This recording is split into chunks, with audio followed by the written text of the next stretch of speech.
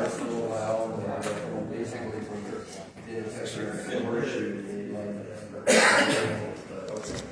what's that? I don't remember. I don't remember seeing a target like that.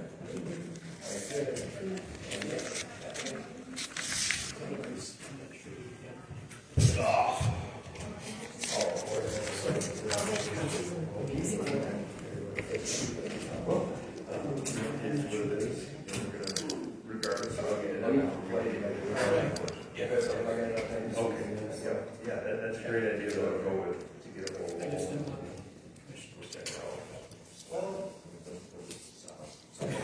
you very much. Appreciate that. I will make sure to be able to.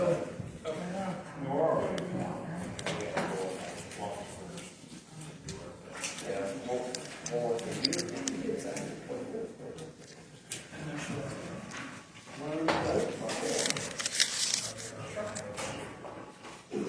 Yeah, our golf course waiver goes at the end of the meeting.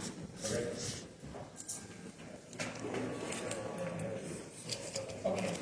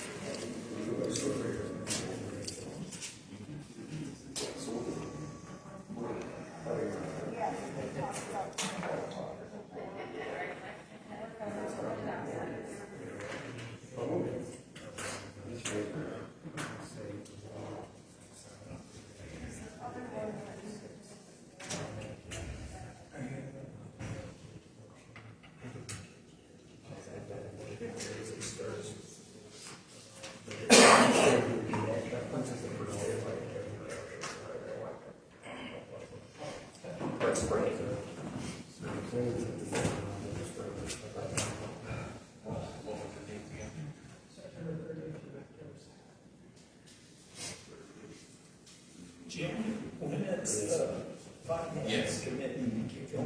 That's it. As soon as they get through the preliminary budget. As soon as Tanya and Tim get through the, And that'll be like the first, at Jason, October. I plan on it.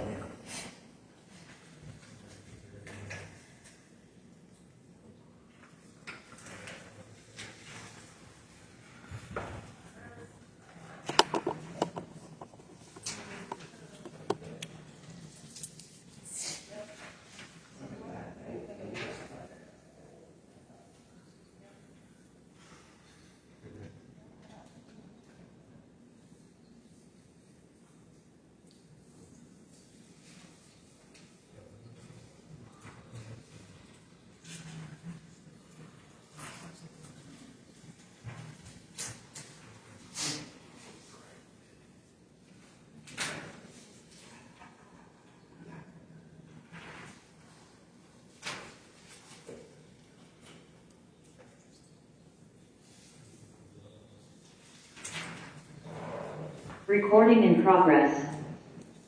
Good morning and welcome to Osceola County Board of Commissioners meeting.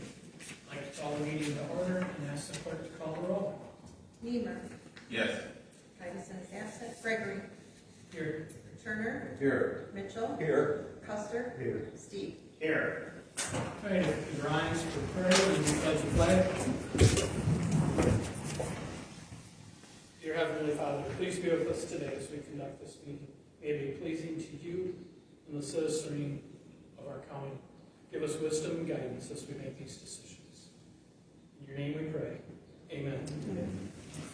I pledge allegiance to the flag of the United States of America and to the republic for which it stands, one nation, under God, indivisible, with liberty and justice for all.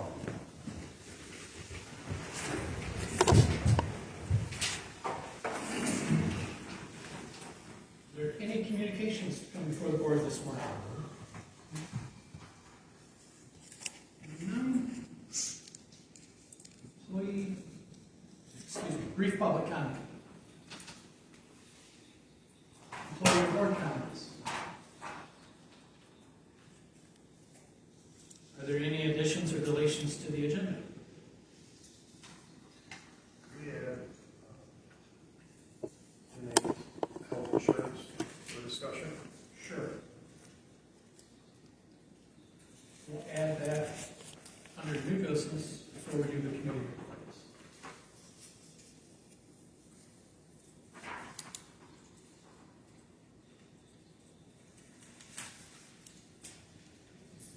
Any other additions or deletions to the agenda? Motion to accept the agenda as amended. Second. Discussion? All in favor say aye. Aye. Opposed, no. Approval of the board minutes of July 15th, 2025. So moved. Second. Discussion? All in favor say aye. Aye. Opposed, no. All right, let's do consideration of payment of claims. Commissioner Custer. Make a motion that we approve the payments of $138,086.05. Second. Discussion? That was, 3 weeks. 3 weeks. Any other discussion? Madam Clerk, would you call the roll? Tyson is absent. Gregory, Yes. Turner, Yes. Mitchell, yes. Custer, Yes. Steve, Yes. Niemer. Yes. Budget amendments, cash transfers, journal. I make a motion that we approve the 6 budget amendments in the journal as presented. Second. Discussion? Madam Clerk, would you please call the roll? Gregory, Yes. Turner, Yes. Mitchell, Yes. Custer, Yes. Steve, Yes. Niemer, Yes. Tyson is absent. All right, let's move on to CMHCM annual report. Mr. Carter.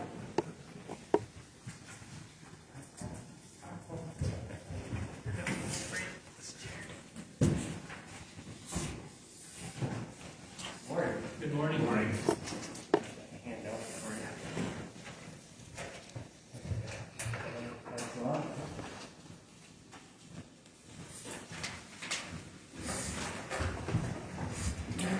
Good to be with you again. My name is Lisa Martinson, our Chief Clinical Officer for Osceola County and for McCosker County. And I'm Ron Krogman, Executive Director, CNH from Central Michigan. We're here today to give our annual visit with the Commission. I'd like to thank Commissioner Geisen for his participation as a member of our Board of Directors. This is an opportunity for us to just speak to some highlights. So what I provided for you is our most recent annual report. It covers our fiscal year 2024. And in there we have a host of information around the types of services that we provide to the community, as well as our local coverage. We are a 6-county community mental health agency. And so it also has our financial information in there as well. Those 6 counties, in addition to Osceola County, cover Clare, Gladwin, Isabella, Acosta, and Midland counties. We provide, again, a wide array of services, and I kind of speak to that in my message on the annual report, really reflecting on that array of services in support of compassionate care for the individuals in each of our communities, whether that's case management services, outpatient therapy, crisis services, individuals who need assistance for activities of daily living, like staffing, community living supports to support them in their own apartment or home setting, or in more structured care like adult foster care settings. We also contract with a whole host of providers.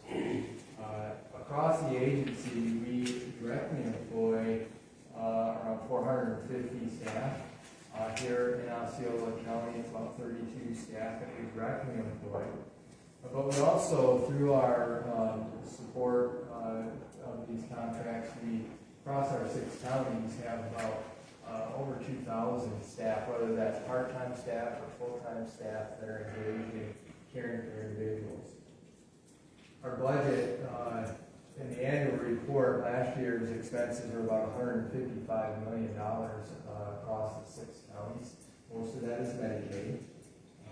This year it's about $157 million in the fiscal year 2025 that we're in. And the budget for Osceola County is around $8.7 million in our current year.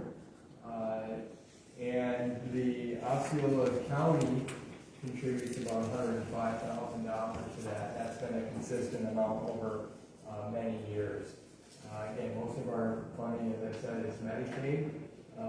But we do, in fact, I just signed a contract for fiscal year 2026 for our contract that we have directly with the state of Michigan for what we call the non-Medicaid services. But one of the hallmarks, and Lisa will speak to this, I think, for community mental health agencies is the local collaboration and the partnership with various community agencies, whether that's law enforcement, whether that's schools, public health, a whole host of community partners all working together to support individuals in our local communities.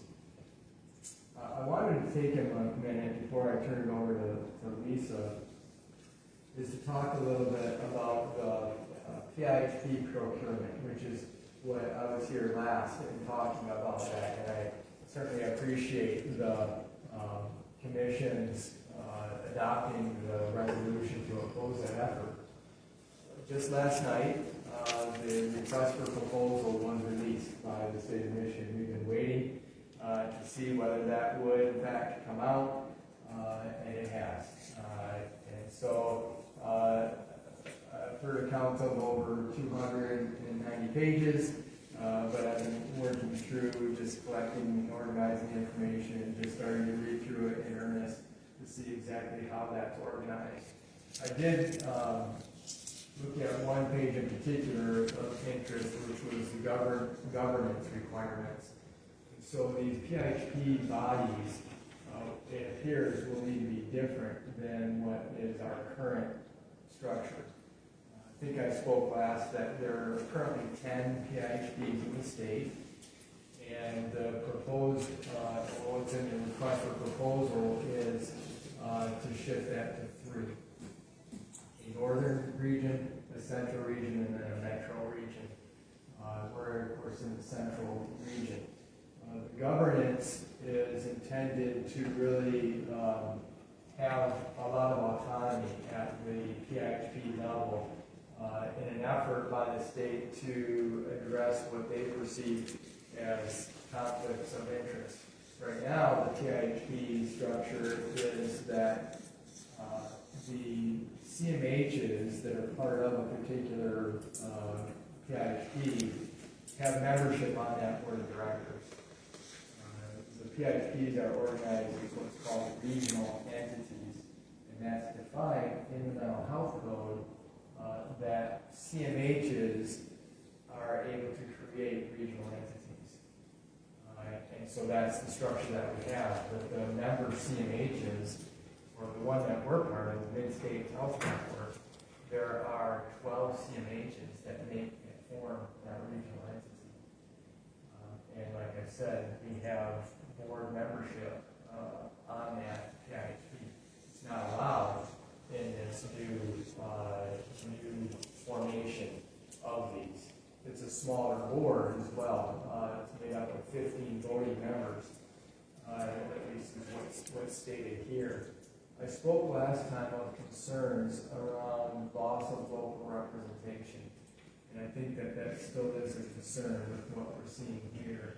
This central region is made up of 33 CMHs and 44 counties in this central region.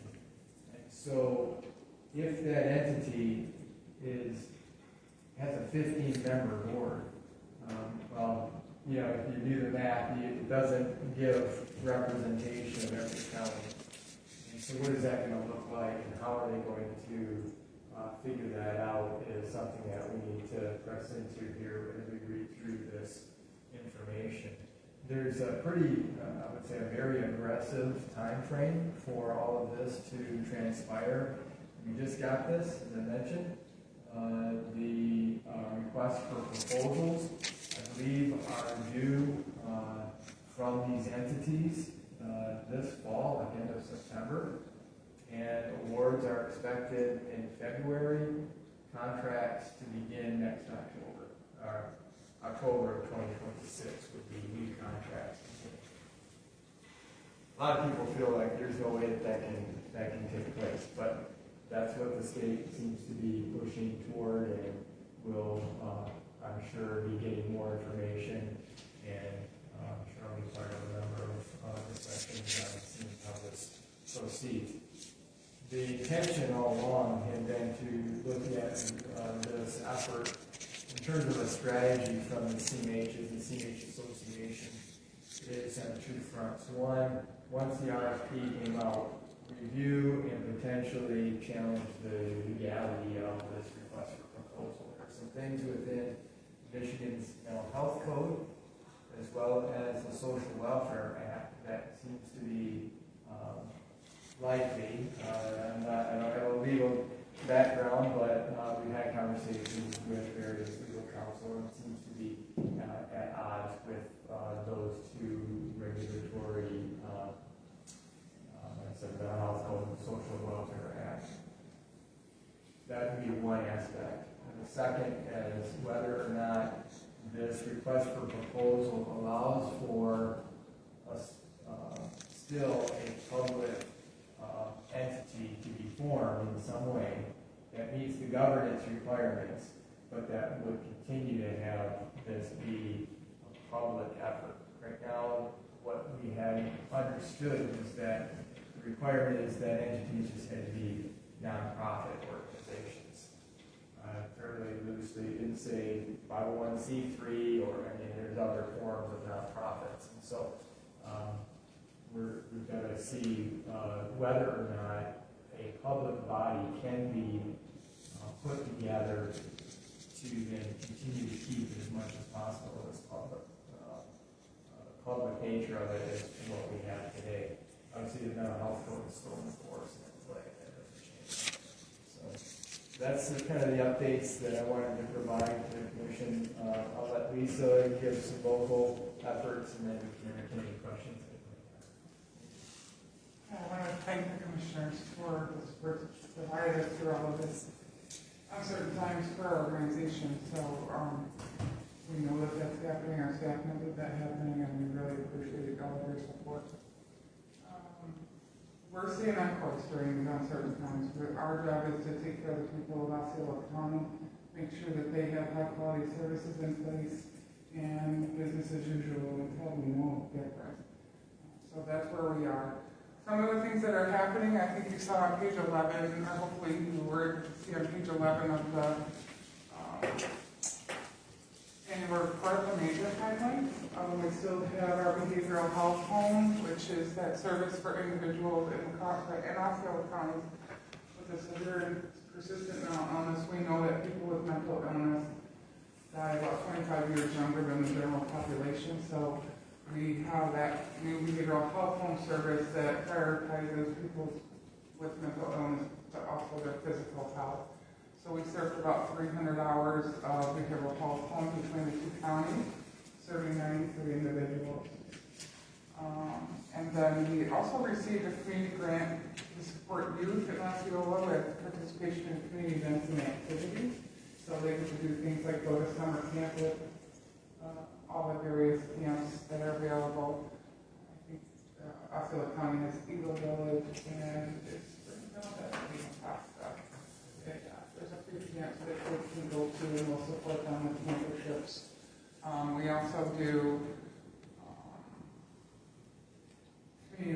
towards, all kinds of services towards youth and families are growing. We have a jail diversion specialist who works in the local Osceola County Jail. He works as a support to help people who are in jail and navigating that, and also transitioning back to the community to lead healthier lifestyles. New Jersey Clubhouse had a grant with Ferris for dental wellness, and Ferris donated supplies to Osceola County residents, Picasso County residents who wanted help with their dental hygiene. And then we also have the services to individuals if they want to get employment. We are recognizing the state of Michigan as one of the best employment programs for both individuals with mental illness as well as individuals with intellectual and developmental disabilities. Or continuing to involve for people with developmental disabilities, getting them integrated into real jobs in the community. We recently just had a hire at CNH, so that's exciting. And then I just had some others written down here.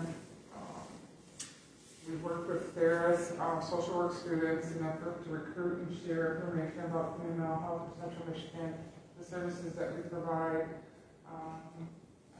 One of the supervisors and myself went and did a little career fair with, I think, middle school to early high school students, telling them about what community mental health is, and then we also did that same thing with college students for anybody interested in coming in with a profession and helping people in our communities have inclusive, healthy, safer lives.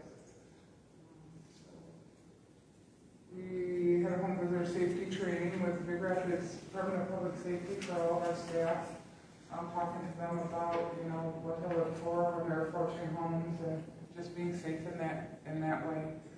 Also providing our staff with support related to secondary trauma.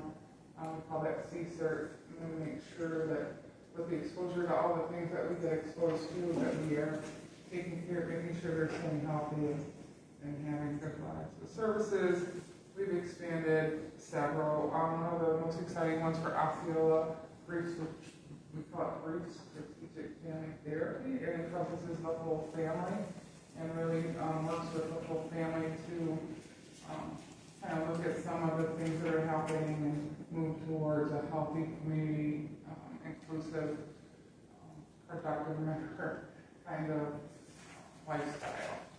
So those are some of my highlights. I'm not going to go into all these ones I've listed. If you have questions, we work with Cornwall Health, we work with our Brothers Keeper, we work with employers and recreational facilities in the community, Oakway, churches, venue businesses, all up.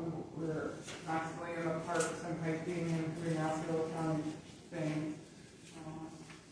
We work with MDHHS, we work with the transportation providers. Osceola County residents are struggle with isolation out in Marion and Everett and those areas where we want to make sure that they can get to us and they can get to, jobs and they can get to community inclusive events if they need to. And we have a partnership with DHHS for that. We give them part of a position and that person coordinates transportation for folks, especially in medical appointments. We do community prevention and training activities. We recently restarted what we call the Family Psychoeducation Program. That's for our most mentally ill folks in our communities to help families navigate that and avoid illnesses. So I'm there. If you have any questions? I got some questions. So New Journey Clubhouse, is that by OBK? It is by OBK. Okay. Yeah, they do good work there. They do things. Were you able to visit? I visited a couple times. They invited me because I'm with the Youth Detention Center. Okay. I'm on the board there, and they invited me to come check them out and stuff, and did some activities and stuff with the people there. So, Right. So it's such a great program. So what they do there is, for those of you who may not be familiar, is the most mental illness, I think some of the symptoms that happen is people isolate themselves. So our New Journey Clubhouse really kind of battles that symptom by trying to get them to come and, reintegrate into the community, get a job if they want, but just kind of help with psychosocial rehab, we call it. So if you've never been there, you can stop in, give Sue a call. She's Sister is our program supervisor. It's right there across the street from her, across the office. Several people, they go pick them up in Osceola County every day and bring them into the clubhouse. They have their own transportation set up. So yeah, it's a very good program. They do really cool things. We've had a few members return to college. We have probably 10 or 12 members who are working either part-time or full-time jobs.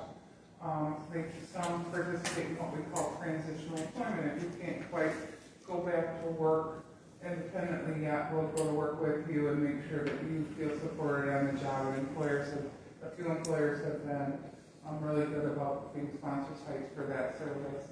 So we really try to engage people at all levels of the community wherever.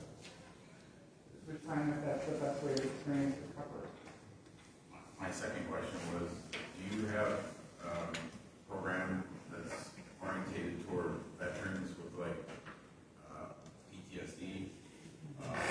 Or like, let's say they have issues at home and then like law enforcement is like called to their home and there's intervention. Sure. Because that is a big thing in our society with veterans that have anxiety, have mental illness. And I went through it myself, so that's why I'm wondering if you guys have a program that Yeah. offers any help to veterans. Yeah, first off, thank you for your service. Thank you. So we do, we have outpatient therapy we use primarily and we try to make sure that, actually right now the department is coming out with some specialized training for veterans. We also have a veteran navigator, Tammy Berlin, she is not specifically our employee, but the department has regional veteran service coordinators, and I'm telling you, I saw a presentation and they do amazing things. But in terms of locally, we try to make sure that we have somebody who kind of specializes in veteran services, but I will tell you we get a lot of turnover. So we just recently got a training opportunity for specifically related to veterans issues, and I was just looking at that maybe last Thursday. So yeah, it's on our minds, and we absolutely want to continue to grow our skills with that population. That'd be something to like get out in the public and Yeah. coordinate with the BSO officers over at the COA. Mm-hmm. Right, does anybody have anything else? Thank you. All right, appreciate it. I appreciate it. Thank you.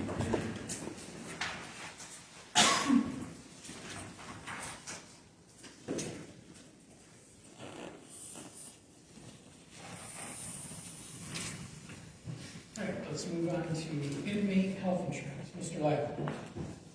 So as you shared at the last meeting, Sheriff, feel free to join in, because you know a whole lot more about it than I do. But they have an inmate that is going to require probably quite a bit of medical procedures, appointments, while the individual is housed with us. It's very early on, so I would assume you're going to have them at least a year. We could have up to a year. Before trial and all that goes place. And we had a meeting last week with the district court judge, lady there from the Attorney General's office, and really the sheriff spoke with the judge to see if there was a possibility of, does the individual belong in Osceola County? It started in Wexford County. Unfortunately, it ended up in our county, and now it looks like we're going to be housing them. The individual has a couple gunshot wounds, I think about 3 of them. A couple of them are gonna require reconstructive surgery on bones and various items, so it's gonna be a pretty expensive endeavor. Ultimately, the jail is gonna be responsible for the way the system works in the state right now. So we reached out to our insurance group, Advantage Benefits, to see, is there a possibility that we could sign this individual up for health insurance? And we heard back from him on Friday, and we are able to. There is no flat premium. It's just simply somewhere between a 48 to 52% break off of what the bill would be at the hospital, or is what Blue Cross would pay. So you figured a 50% discount on it. It's better than the 15% discount that we have right now. But with this individual, he's actually in the Corewell Health System. He's being treated through Munson. So we don't even qualify with Munson for a discount. So the jail is going to be stuck with the entire bill on all these procedures. So I guess for the sake of discussion, is this something, I can't tell you today that it's going to cost us X amount of dollars. What it would be. As the individual goes to have different procedures and things done, we would receive somewhere between that 48 to 52% rate by having the insurance through Blue Cross. But obviously there's a savings, but I can't tell you what it would be. I mean, we know that if we have this individual for a year and we have to cover all of the reconstructive surgeries and various appointments, it's going to be very expensive endeavor for us. And this is probably an option worth discussing. So I wanted to bring it forth to you today to see if you had any thoughts or directions that you could give us. So if I understand this correct, we would not be paying a premium on him, a monthly premium. So there is, so to say, no out-of-pocket cost to put him on the policy. It would just receive the Blue Cross rate, which is about a 48 to 52% discount. So it's really not costing the county anything to put him on the insurance. And we're just going to receive roughly half off of the medical bills, plus the admin fee for doing it, correct? That's my understanding, yes. That's how it would work. So we're going to be looking at somewhere between a 30 to 35% discount. And my understanding of it is if there's going to be a procedure done where the individual is going to be hospitalized longer than 24 hours, we're not responsible for that as well. The hospital is required to work with the patient for other insurance means, whether it's Medicaid, Medicare. Why does Blue Cross do that? Because we already have policy with them. Doesn't cost us anything up front, but they're going to pay.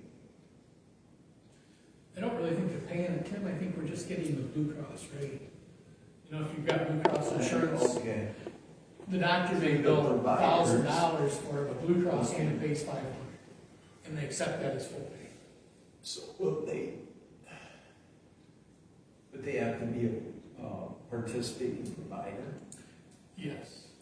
So Blue Cross would direct the people in charge when this person would go for medical services for help. So I'm just. That part, I guess, I'm not. I wouldn't. By putting it in the policy, we're basically stating that he's an employee. No. So how do we get him on the policy if he's not part of it? It's an actual correctional inmate policy. Okay.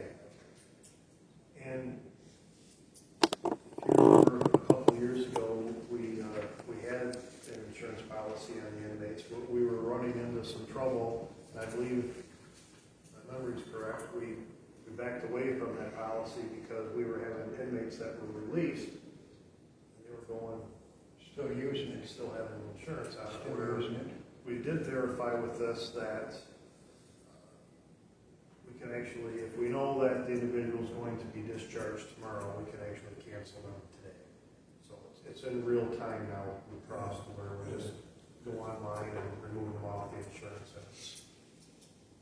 So there's no continuation of care on our part once they're released from the hospital. There's not a limited amount of inmates we could sign up on this, and there's, this could be the only individual we sign up, or if we have somebody else that comes in, we may choose to add them to the policy as well. It really is a la carte as far as how you want it to operate. Well, it sounds like it's win-win situation. I mean, what's our alternatives? I think we're going to pay either way, so this is probably the better option for the sheriff's budget. We need board action then on this. Sheriff, you have any comments? So like day 3 of him being here, he had an appointment, the bill was $20,000. And I got anticipated we're going to have many, many more appointments just like that. It's very aggravating to me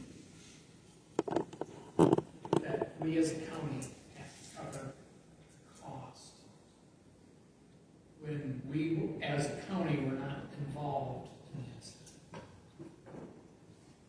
mean, it started in Wexford County, with the state police, and by default, we ended up with him in our facility. And now we're stuck with the legal, the financial obligation of taking care of it. At the County Alliance meeting last week, I spoke with Representative Vanderwall, and he got back with me because I explained to him the situation. And he says, we shouldn't be responsible for the bill, we should send that all to the state. Well, Tim's done some extensive research and doesn't see anywhere that that's the case. So, I'm gonna want to pursue that a little deeper too, but he's like, no, your county shouldn't be responsible for that. Well, you wouldn't think we should, but ultimately, somebody's got to pay the bill. And he's in your facility. And I firmly, strongly believe that Wexford County is doing the same thing that we would do if the roles were different. If it was the exact opposite, we would be doing the same thing. So. But it seems like, so to say, the state's the one that caused the issue, with him being an expensive inmate. The state should be stepping in and helping somewhere along the way. Well, is it correct that the state decided that he should be housed here in this county? The Attorney General decided that. Attorney General, well, that's the state. Yeah. Okay. So yeah, I think, to get back to the original question, should the board take action? I think we should. Because if we can save any money whatsoever, we should. And being we're not paying a premium, if we can choose, we decide to send a bill, even if we have a insurance. You know, so I think it'd be smart on our part to at least try to minimize our cost. I'll make a motion that we recommend this. We go with our administrator's recommendation to do Enroll the inmate in the Blue Cross Blue Care Health Insurance Program. corrections policy. Do I have a second? I'll second. Discussion? Yeah, I think we should still pursue any other I do too. advantages we get from the state or anything else. And even if it's shared 3 counties, which isn't going to go anywhere, but keep our receipts. Madam Clerk, would you please call the roll? Turner, Yes. Mitchell. Yes. Custer. Yes. Steve. Yes. Niemer. Yes. Titus is absent. Gregory. Yes. All right. Next, we're going to look at our consent agenda. It has 19 items. Somebody would- So moved. Second. Items 1 through 19. He's gonna follow that, so. All right, any discussion? Yeah, I'd like to change that one for 7. I'd like to make it the closing will be done within 30 days with a 45-day retainer for use.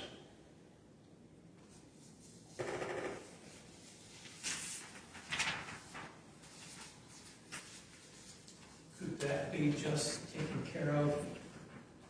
I didn't hear you, Mark. I'm thinking and talking at the same time, so I was a little slow. Could that be just taken care of the purchase agreement, when the purchase agreement's drawn up? And then we would still meet them. That's Means of fine. it? That's fine, as long as we can get it. What does it currently say? What it currently says is recommended by Commissioner Custer, second by Commissioner Turner, to approve accepting the bid of $81,555 from Bobby Ray Lilly for the sale of COA Tustin Building, with the money being against the loan to the DTRF. Closing will be set for 45 days from today. Recommendation unanimously carried. So the issue is it says 45 days and it doesn't say anything about asking for 45 days. What's the word on occupancy? I think that could be outlined in the purchase agreement. Just 30 days closing. Yes. Yeah, but it conflicts with that motion, which is official public record. All right, so then let's do this. Let's entertain an amendment to number 7 Okay. on the consent agenda. So we'll end up voting on the amendment first, and then we'll go back and vote on the full consent. I think that sounds good. So I believe Commissioner Custer's amendment, if I understood him, was to Have closing up to 30 days with 45-day with a occupancy. 45-day occupancy from closing. from closing. Okay. Everybody clear on Commissioner Custer's amendment? And is there a second to his amendment? Yes. Any discussion on the amendment? Hearing none, I'm going to ask the clerk to call the roll. Mitchell. Yes. Custer. Yes. Steve. Yes. Niemer. Yes. Titus is absent. Gregory. Yes. Turner. Yes. All right, now back to the original motion for the consent agenda. Number 7 now is amended. So is there any discussion on any items on the consent agenda? Motion to approve the consent. Already have it. Oh, I'm just doing discussion. oh, gotcha. All right, if there is no discussion, I'll ask the clerk to call the roll again. Custer. Yes. Steve. Yes. Niemer. Yes. Titus is absent. Gregory. Yes. Turner. Yes. Mitchell. Yes. All right, so we cleared that up. Let's Yes. move on to, Mr. Gregory, just for the board's benefit, which I'm sure you don't like to hear me talk anyway, but for education purposes, notice Mr. Gregory did the amendment motion after the first motion, took care of it first, and then went back to the original, which is proper protocol for doing amendments. I thought that was a good way to do it. Excellent. okay. Extended public comment. Okay. Then let's do our board reports. Commissioner Niemer, why don't you get us started? Since our last board meeting, I attended Richmond Township. They had a lot of housekeeping went over, but one thing that they brought up was their planning commission was looking to do they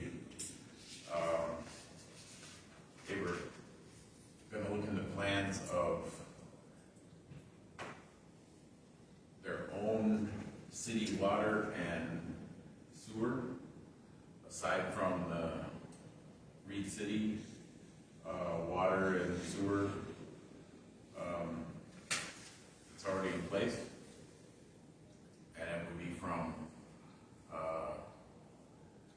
Lake Ola Road all the way down to the golf course. So they're looking into how it would work and if they can get grants and everything on that, which kind of surprised me, but they were looking at more of the impact of bringing in more businesses along that corridor. I also attended the DHHS meeting, and the director there is being replaced, and she's moving to Grand Rapids, and the district is being realigned under the Cadillac office. So that'll take place in the next couple months, and they're going to introduce at our next meeting, they'll introduce the director that's in Cadillac to us at our next meeting. And then we all attended the WCMCA meeting, which I thought was very interesting. Being my first time there. It was a nice dinner, nice setting. And we had a planning commission ad hoc meeting, which we went over a few different things, and we set up our next meeting is, forgive me, what is it, Ron? August 19th. August 19th, at 4 o'clock. Great. So that's all I have. Thank you. Oh, and the sesquicentennial, that whole weekend went off without a hitch. And my car show ended up raising over $15,000. So it was a nice weekend. Nice weather. Commissioner Turner. No other boards. Marion did have their old-fashioned days this weekend. Went well, very well. We had quite a few people in town. We had quite a few events. Other than that, they're still upgrading the water system and still working and stuff. But some of the other meetings aren't scheduled until August, since we had the last week. We're almost the first meeting of the month. So that's all I have, Mark. All right, thank you. Commissioner Steve? Vacation month last month, but on the 18th, Mr. Ladd and myself decided that attending the youth meeting, what we thought at the time would be a 20-minute meeting, we both logged in through Zoom. They actually had a representative from Eagle there going over the grant formula and everything you had to do and what things we did wrong as a group that we have to submit to be able to receive that money. Meeting ended up lasting an hour and 10 minutes. But on the MAC legislative update, there is an Eagle update on there about the MMP program, and also if you click on the link there, it shows you what each county will receive. So that information's there. That's all I have. Mr. Steve, Yes. is that what they originally modeled? Yes. About what, 60,000 the first year? Well, because we get a per capita amount too, our county is set to receive $81,445.50. First year, Yes. and then 21,000 after that. No, it will be the same amount for, I think, the first 3 years. We get per capita, and then after that, they really don't know what's gonna happen. Okay. It might all fall on us. And now, it's my understanding that we pay that up front and we're reimbursed. Well, actually, they've structured a little bit where we'll Mr. Ladd will put together an expense report, and we submit that as a group to the state of Michigan, and then they will start sending us the money, hopefully. Oh, okay. So hopefully we will not, this board will not have to approve any funds come out of anything that we have in our general fund or any other place to help facilitate this program to get up and going. Excellent. That's all I have. Thank you, sir. Thank you. Commissioner Custer. Like Mr. Namer, I went to West Michigan Alliance meeting. Really impressed with the location. They really, whoever built that really did a hell of a job. And then last Friday at P&A. And they're coming right along on Tractor Supply on 10. Looks nice. That's it. Commissioner Geisen, before I forget, wasn't able to be with us. He had to take care of a family member with a medical appointment downstate, so I was hoping to be able to get done and back, but I don't think he's gonna make it. So, Commissioner Mitchell. Yes, sir. And a couple things. The entire collection operation happened July 23rd, 24th, 25th, and on the 26th, Saturday, they had one additional trailer to fill. They actually filled 5 trailer fulls with tires, and I don't know how much Sherry ended up on that last trailer, but I know they filled some of it. Which comparable to Middle Branch, last year, Middle Branch filled 5 full trailers and part of the 6th one. But it went well. We had lots of money collected, lots of donations. And it was pretty successful for the first time in Lincoln Township. Went to Sylvan last night, and Sylvan's big item on their agenda was discussion about their proposal to remodel their township hall. They're going to be working, they're just in the proposal stage right now. That's all I have. All right, thank you. Madam Clerk? I don't have anything today. All right. Mr. Light? Just busy in the budget, and after the last committee meeting, we'll be meeting with the clerk to work on updating our credit card policy. I guess for me, since our last meeting, I attended the LAPT meeting, and at LAPT, they did approve the Region 6 mutual aid grant that we had tentatively approved. So that grant is now totally approved. Did also attend the County Alliance meeting over in Mason County. Very nice facility, very good meeting. It's quite informative. So, let's see. Emails, I'm just curious. Is everybody on with .gov now?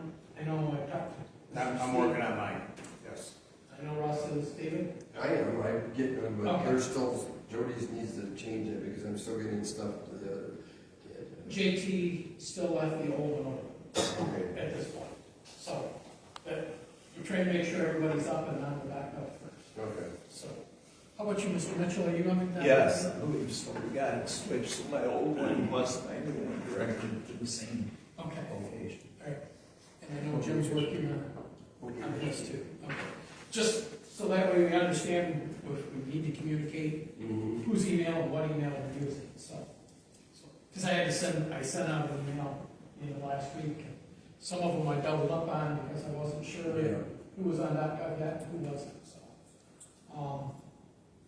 Also with that, I believe I spoke to everyone except for Commissioner Mitchell. Are you going to attend the MAC conference? That's September. 30th, October 1 and 2. Okay. I want to try to get reservations made today if I can, because Mac had put out that the rooms are rapidly depleting, so if we're gonna go, we need to make sure we get our reservations